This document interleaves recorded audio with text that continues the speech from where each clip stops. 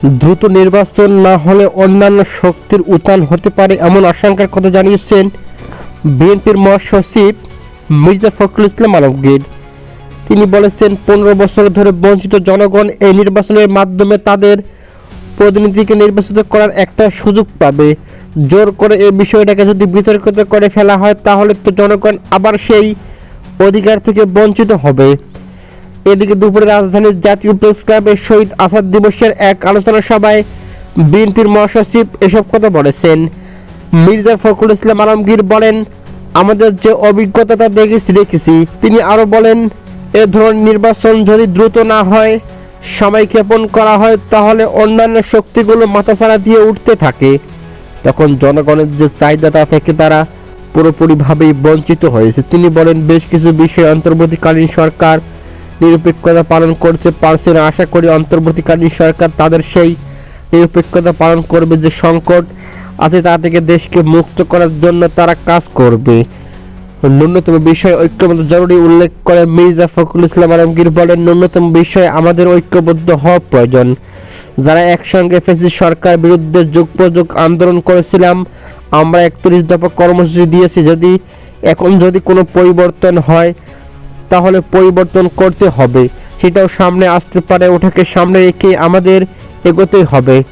এদিকে নির্বাচন কেন্দ্রিক ন্যূনতম যে সংস্কার তা শেষ করে অতি দ্রুত নির্বাচনের পথে যাওয়া উচিত এবং নির্বাচনের মধ্য দিয়ে যে সরকার বেরিয়ে আসবে তাদের দায়িত্ব হবে পুরোপুরিভাবে সেই সংস্কার যে কমিটমেন্টটা বাস্তবায়িত করা। এদিকে জনগণের প্রত্যাশা পূরণ করা। আসক্ত রক্তকে, আবু সাইদের রক্তকে আমরা বিততে দেব না। সেই জন্য ঐক্য গড়ে তুলতে তাদের শহীদদের স্বপ্নকে আমাদের বাস্তবায়ন করতে হবে। এদিকে শহীদ আসাদ পরিবারের উদ্যোগে এই 69-এর গণ অভ্যুত্থানের নায়ক শহীদ আসাদের 56তম মৃত্যুবার্ষিকী উপলক্ষে এই সভার আয়োজন করা হয়। এদিকে মির্জা ফখরুল ইসলাম আলমগীর বলেন, আমরা এক কথা বারবার বলতে চাই, নির্বাচনকে আসবে সেটা গুরুত্বপূর্ণ নয়, কিন্তু জনগণের অধিকার প্রতিষ্ঠিত হবে এবং তার জন্য আমরা লড়াই করে দীর্ঘ 15 বছর। এদিকে সেই কারণে বলছি, সত্যিকার অর্থে বর্তমান অন্তর্বর্তীকালীন সরকারের কাছে আমাদের প্রত্যাশা অনেক।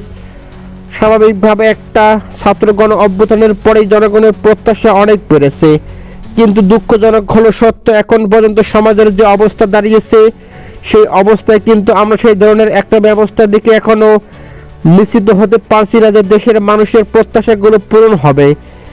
এদিকে বিএনপির মহাসচিব মির্জা ফখরুল ইসলাম আলমগীর বলেন, আমলাতন্ত্র আগের যে ব্যবস্থা ছিল সেই ব্যবস্থায় তারা এখনো সচিবালয় থেকে শুরু করে যে সব প্রশাসনে একইভাবে তাদের ভূমিকা পালন করেছে।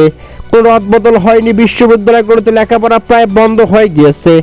স্কুল কলেজগুলোতে সেই ধরনের লেখাপড়া না হয় স্বাস্থ্য ব্যবস্থা প্রায় ভেঙে পড়েছে। এটা অতীত থেকেই আসছে এবং সেই পরিবর্তন এত অল্প সময়ে সম্ভব নয়, কিন্তু আমরা সেই পরিবর্তনগুলো চাই। যে সেই কারণে বলছে নির্বাচনটা অতি দ্রুত হওয়া দরকার। নির্বাচন দ্রুত হলে যে দল ক্ষমতায় আসবে তার যে রাজনৈতিক কমিটমেন্ট টু পিপলস থাকবে, সেই কমিটমেন্টগুলো পালন করার জন্য অবশ্যই তারা দায়বদ্ধ থাকবে। এদিকে শিক্ষাবিদ অধ্যাপক মাহবুব উল্লাহ সভাপতিত্বে ও ভাসানী অনুষ্ঠানের পরিবেশনে সেখানে উপস্থিত ছিলেন আরও অনেক নেতৃবৃন্দ।